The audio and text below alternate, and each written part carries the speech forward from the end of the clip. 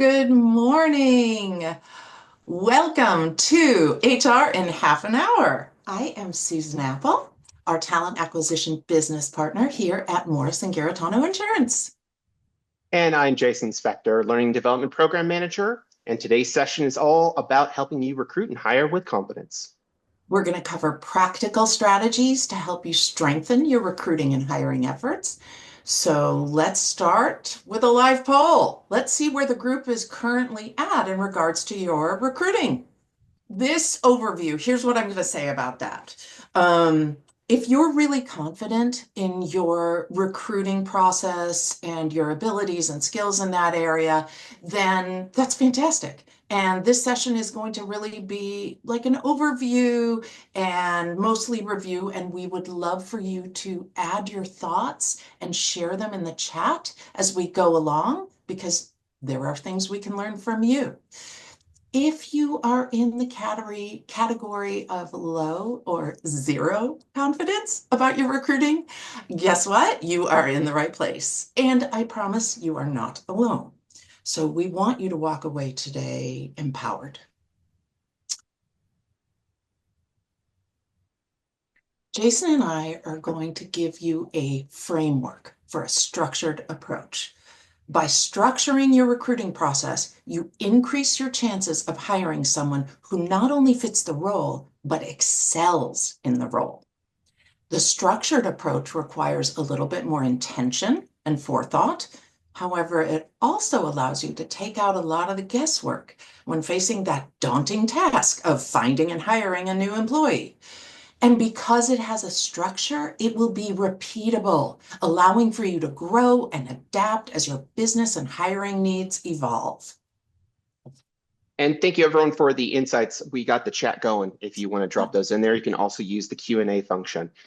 So our structured hiring process has 5 key steps. And we're going to start with the bottom, which is the intake meeting. That's getting clarity on the role, on the needs of the role, and the type of people you need to hire. The second is sourcing. So this is how you're finding candidates and how you're attracting candidates to your company. Then we get to everyone's favorite, the interview. And then we'll narrow down the list into the selection of who we want to hire. And then finally, the offer.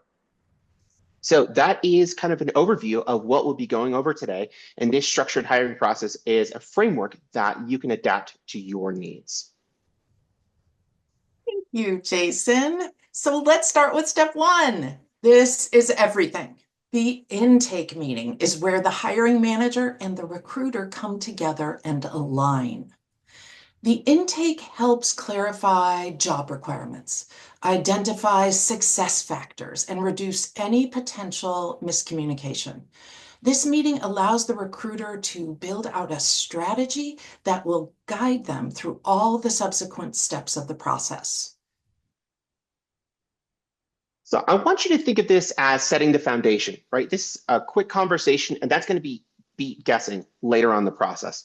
Oftentimes, your hiring managers, they're going to feel like they're being clear, right? But that's often based on presumptions that, hey, you already have working knowledge of the job, and they're the subject matter experts. And oftentimes, that misconception is that, oh, we're starting from the same level.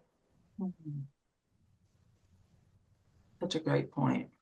Yeah, so that's why we created a downloadable checklist for you. We'll also have available in the chat or as a download on our website as a resource. And this sample checklist will cover the essentials for you in your intake meeting. So you're going to see the basics, right? The role, the job title, job description, key responsibilities, but it's also going to make sure that you're covering schedule, pay, benefits, as well as the essential skills, growth opportunities, and any major red flags to watch out for. And really the power of this kind of tool is about trying to move your hiring managers away from kind of where we all default. And that kind of cognitive bias happens is that when they think about hiring a new person for that role, they think of the personality or the type of person who was in that role before. So they kind of want to like copy and paste. And like, well, if I just get someone like Jane or John, then I'll be successful here. So using this checklist allows them to go kind of one step deeper, and you're going to get a lot more information that you get to work with. Absolutely. What's important here is that the checklist is your must-have information about the open position. The recruiter and the hiring manager both have to have these data points. You could fill out the checklist as a form or send it in an email to communicate that information, but by reviewing and discussing it together, the recruiter is able to uncover nuance about what it means really to be successful in the role you're hiring for. And then finally, the power of having you both in the meeting together to discuss allows both parties to discover new aspects of what they're looking for. Okay, so we've done our intake. Once you're armed with that intake information, now you get to source. Step two. This is where you get to be practical and creative. In a tight labor market, and we are in one, currently there are 2 jobs for every job seeker. Um, in this environment, you want to take a proactive approach to reach your audience of potential candidates. The thought and strategy that you put into crafting your job posting, positioning it, publishing it, and highlighting certain aspects of it will allow you to spark the interest of folks who are looking for those kinds of roles and who respond well to the mission of your organization. Now more than ever, candidates are looking to work for companies that speak to them and speak to their core values. As you can see on this slide, there are multiple platforms for you to use to advertise your open position. Some you'll pay nothing for, and some you'll have to put a little money in to sponsor them, which allows for greater visibility. You will have flexibility and you'll be able to make choices on that. Lastly, you might want to think about implementing an employee referral program at your business. Reward employees who refer candidates that you wind up hiring. This is a powerful tool that helps nurture your culture and can really boost retention. Yeah, in addition to everything that Susan is laying out, right? The job posting, you're going to be highlighting your culture, your pay, your benefits, and why it's great to work with you. Being completely honest, all employees are going to anticipate that, hey, you've got some kind of health benefit, that you have some kind of retirement or 401k matching.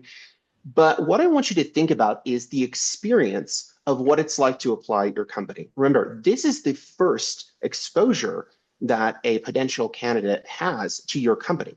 This is going to reflect, and again, what it's like to work at your company. So if there's this multiple, long, like tedious process, they could feel that way. And again, if it feels really super quick and we're not asking relevant questions, that could go in the opposite direction as well. Those are great points. Love that. Okay, next step, screening and initial calls. So now that your posting has been up and you've been spreading the word through your networks, you have a pool of applicants that you're going to filter or screen. The screening call is usually 20 to 30 minutes. It's a conversation for you to gauge a candidate's qualifications, right? What they say on paper may not come to fruition when you actually converse with them, or vice versa. There might be more there than they put on paper. And it also allows you to get a little bit more of a three-dimensional understanding of that person. The key topics that you want to cover, or you can cover in a screening, are their work history, their career goals, their hard and soft skills. What are they bringing to the table that they already know how to do? And their communication style. You're not necessarily asking them about their style, you're observing and noting how they communicate during that entire conversation. And the intention here of the screening phase is really to narrow down this list, right? So your managers, your hiring managers, they're very well compensated. You don't want to take up all of their time with every single resume that comes through. And ideally, you want to kind of narrow it down to something like top candidates, right? Like the top 3. And that's going to move on to the next phase. If you have a top 5, that's excellent. Provide the top 3, and then the bottom 2 you would reserve if the first 3 are accepted by the hiring manager. What's important about the top three candidates that you are moving in front of your hiring managers for the interview is a strong interview structure, right? So we're providing a lot of tactical information and a lot of do's and don'ts, but we want to make sure that you're not weeding out good potential talent. So that's why we're going to really strongly recommend behavioral style interviews, right?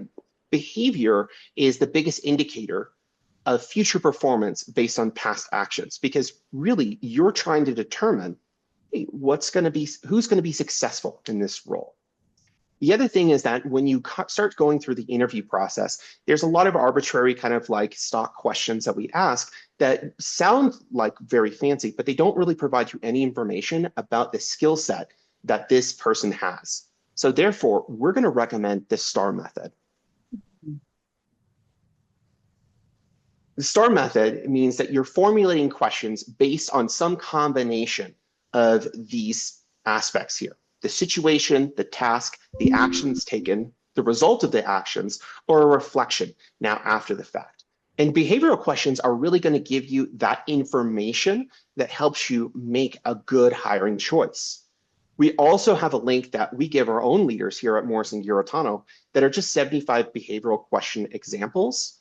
And it's a very strong. So, if you're struggling, like, well, how do I start getting into this? Use those examples, just use them right as they're written. And then you can start tailoring it as you develop this skill. I love that. Jason always says, take the standard vanilla question and then Yeah. customize it to really apply to your role, right? Which is a great way to think about it. I want to say a couple things more about behavioral interviewing. It's really the gold standard in the field of recruiting and talent acquisition. With this style interview, your goal is to uncover as much as possible about the candidate, their current proven abilities, their transferable skills, and the details around their previous work product. This is not going to necessarily come naturally to you. Jason and I developed a 2-hour workshop to train our internal leaders here at M&G on how to cultivate this skill. It definitely takes some practice, but what we've outlined here will get you pointed in the right direction. We strongly recommend that you make great use of that resource that Sarah dropped into the chat, the Zippia 75 behavioral questions. It's got a guide attached. The guide is really straightforward, simple to understand, and really quite practical.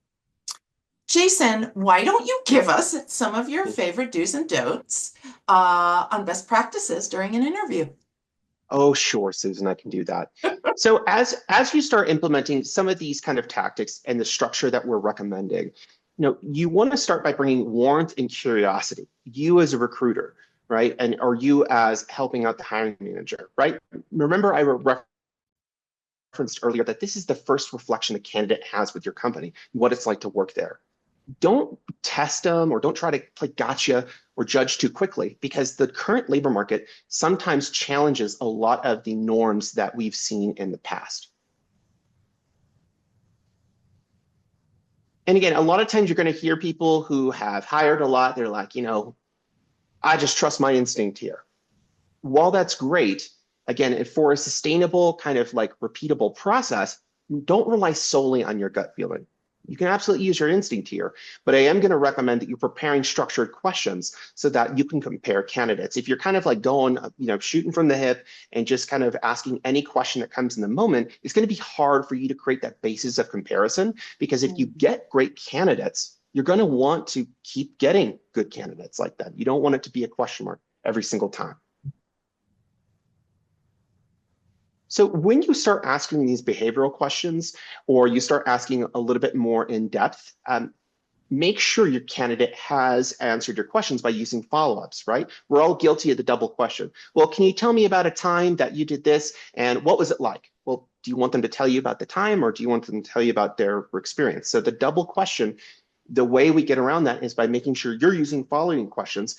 And again, don't be afraid for asking for specifics. If they really can't answer, they'll tell you, oh, hey, I've signed an NDA, but they should be able to talk about what it was like.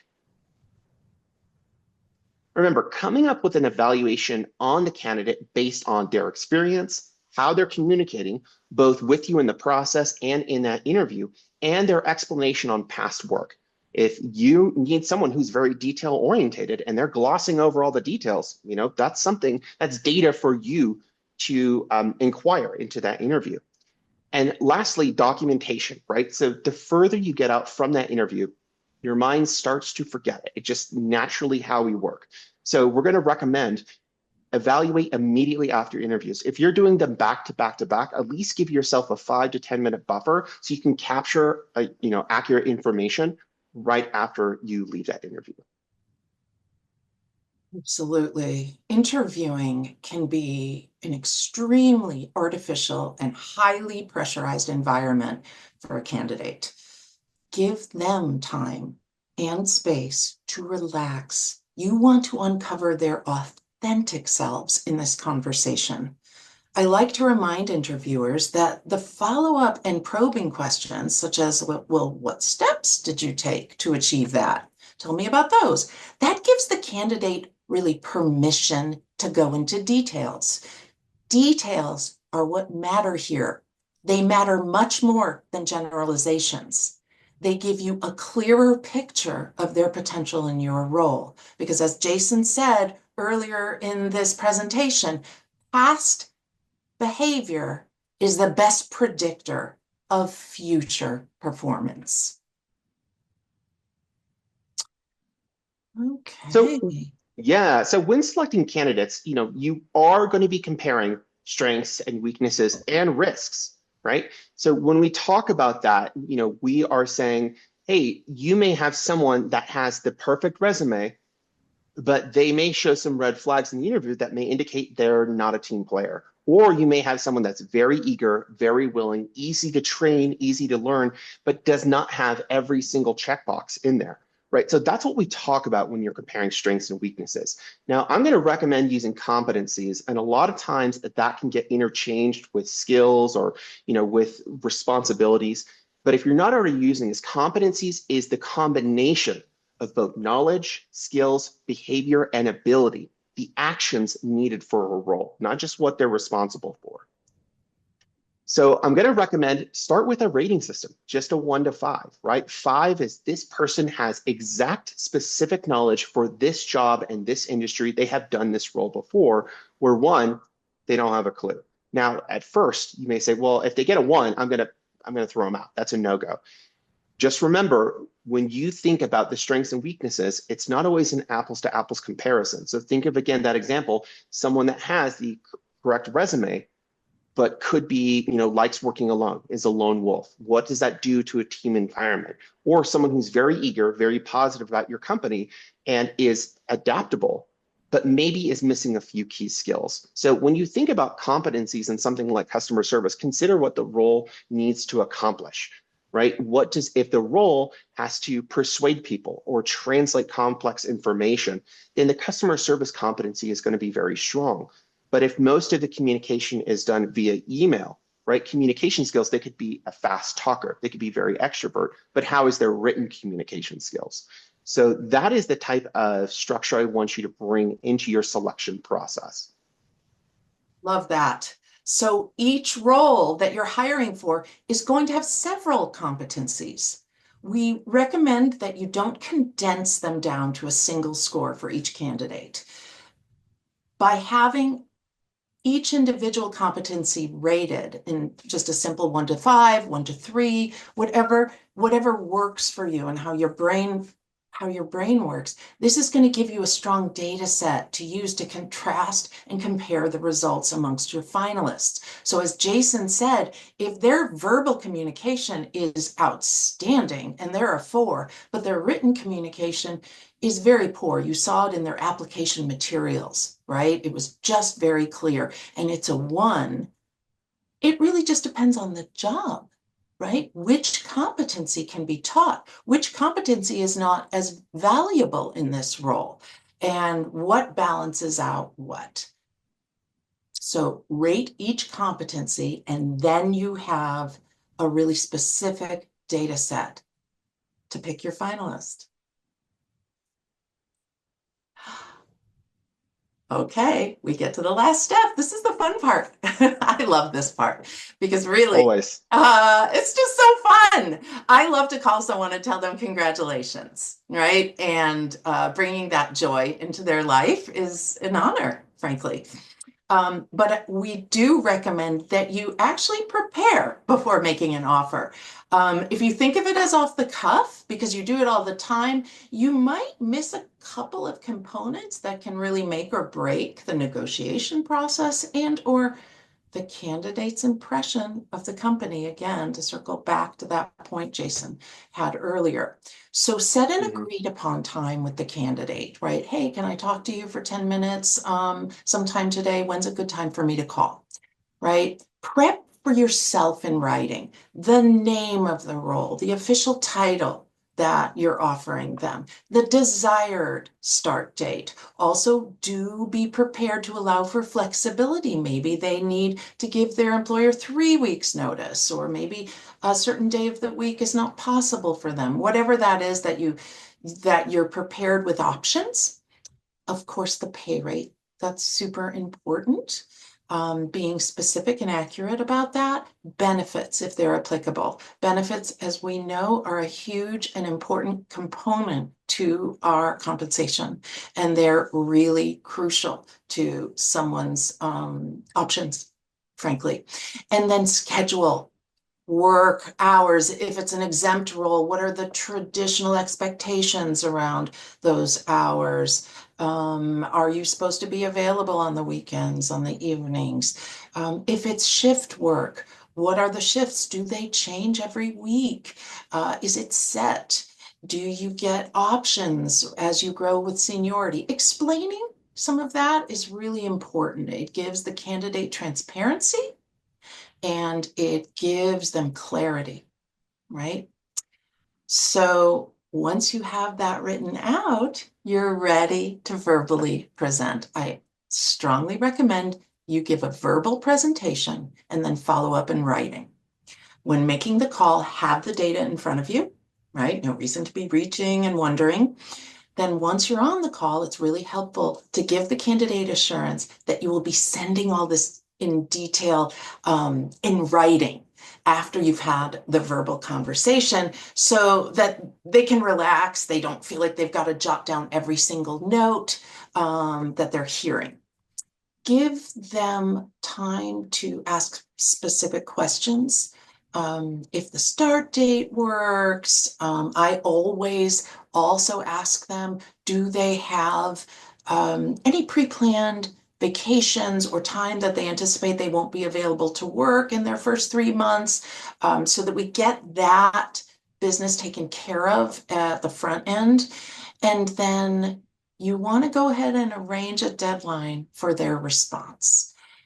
If I always encourage them to take the time that they need to discuss it with their family, right? We don't want to put pressure on them. That's maybe unfair when someone's making such an important life decision. But you want to set a realistic timetable that works for your business and still gives them time to reflect. And then you're ready to send the offer package in writing. Okay, so that wraps up our structured process. And remember, this is a framework. We've given a wide overview, so feel free to think of this as something you can mold and shape, or maybe just implement one or two into your process. We're going to turn it back over to Sarah, and we're going to go for some Q&A. All right, thank you both for that presentation. That was great. Just a reminder, we don't have any questions in the Q&A at this moment, but if anything pops up the next few minutes, feel free to drop it in there. We did have a couple questions that came from our registration, though, so I wanted to address those. One question was, do you have any recommendations of more places to post to get qualified applicants, specifically to the nonprofit industry? Susan, I know you mentioned a couple in the presentation, but anything specific to nonprofit, do you think? Absolutely. First of all, there are job boards all across the country for nonprofits. So there's the National Nonprofits Job Board, and you can choose a focus area, a job function, or do some kind of custom search when you're a job seeker. So there'll be if you're hunting for folks who are going to know about that type of role and are looking for that type of role, they're going to go there. Idealist, IDEALIST, has thousands of job openings for nonprofits, right? Idealist, and also internships and volunteer opportunities. So it's another way to publish and post what you have on offer. I know on the Central Coast, we have the Nonprofit Resource Network, right? You can post there. And there is a job board with the National Council of Nonprofits. And there is a Chronicle of Philanthropy. So perhaps an executive role, maybe you're looking for some leadership. That might be a nice place to also alert talent that you're looking. Thanks, Susan. And I can follow up. I have the name of that person, so I can get them some links if necessary. Nice. All right. Great. Next, there was a question on hiring compliance practices for small businesses in California. What can we tell them about that? Yeah, so I'll say even for small businesses, there are some things that the same as big businesses you have to adhere to, right? Your job advertisement is free from discriminatory language. You have to post the pay scale. Background checks can only be, administered after an offer. Drug screening. You can't discriminate for, outside of work cannabis use. Those are all things that apply to everyone as an employer in the state of California. But this is actually a great resource to work with our HR services team. We have a platform called Mineral, which allows you to see which extra compliance things apply to you based on your headcount. So I would reach out, if you're a client, reach out to HR services at morrisongarritano.com. That's an excellent way to make sure that, hey, that you're following all the things that are required for the size of your business. Thank you. And one final question starts with a comment. So we like to focus more on hiring the right person versus the skill set in a lot of scenarios. Do you have any suggestions on what to do when you find the right person, but the timing doesn't work out for an open position? For Yes. example, promising of a hire in 6 months. Yes. Okay. Two-part answer to this. First of all, you don't want to promise any kind of hire because you can't promise that. Is your leadership going to guarantee that you're going to have that spot budgeted and available and ready to make that offer? Probably not. You don't need to make promises to cultivate a really strong pipeline. This is called pipeline management in recruiter speak. And what you're doing is you're building some trusted relationships, just like you might with your vendors, with your clients. You want to do that with your candidates. If you are excited about somebody's talent and their potential with your company, you want to tell them that. And you also want to be very transparent. I don't have an open position for you right now, but I want to stay in touch because the minute I have something that's appropriate for you and worthy of you, I'm going to hope you might be available and interested. So there are lots of ways to keep in touch. There are lots of ways to help that talent feel valued and really seen. And that just happened to us. I had somebody who was way overqualified for the position that I spoke to her about in June. But boy, did I remember her and kept in touch with her. And lo and behold, we have a position now that she's perfect for, and she's in her second round right now. And It's great. it is great, but that's pipeline management. And there are little steps you can take to really help someone feel excited about future potential with you without having to promise anything. All right. Thank you so much, guys. We're just at time. I'm going to hand it over to Jason to just kind of wrap us up and take us out. Yeah, I know everyone's got to drop out. Just one more thing before you go. If you could help us out today by filling a 3-question survey all about your experience, that helps us to continue to provide this educational material and supports us, your guest speakers. We'll also send out the survey in emails after as well. Thank you so much for your time, and we hope you have a great rest of your day. Yeah, happy hiring. Can't wait to hear how you do. Let us know.